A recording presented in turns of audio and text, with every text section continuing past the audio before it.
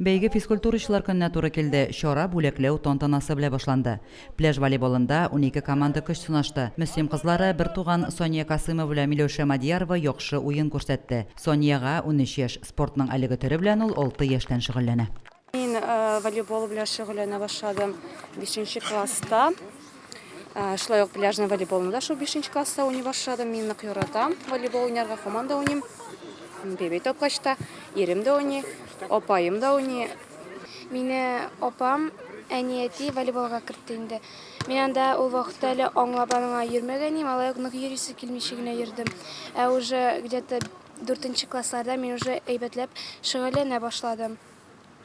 Миңа волейбол нык ошый. И үскәчрәк тә волейболны ташламыйча йөрергә кирәк инде. Волейболда баскетбол, бейсбол, теннис һәм гандбол элементлары бар диләр. Спортның бу төрен үз итүчеләр ел сайын арта.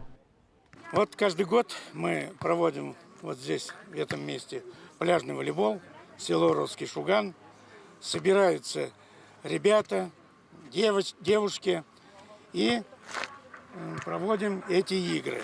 Не зря же наши олимпийцы, волейболисты стали серебряными призерами Олимпиады в Токио. Это одна из спортивных игр, которая называется волейбол. И вот волейбол у нас в Шугане очень развит. И мы представляем сегодня такой праздник ребятам. Ярыш нәтиҗәләренә килгәндә кызлар арасында беренче урынны Мөслимнең яшьлек командасы яулады. Икенче урында Руш Шуган, өченче урында спорт мәктәбе командасы. Егетләр арасында барлык призлы урыннарны Руш Шуган авыл җирлеге командалары яулады. Лилия Шәймиева, Динар Нуртдинов, Мөслим телевидениесе.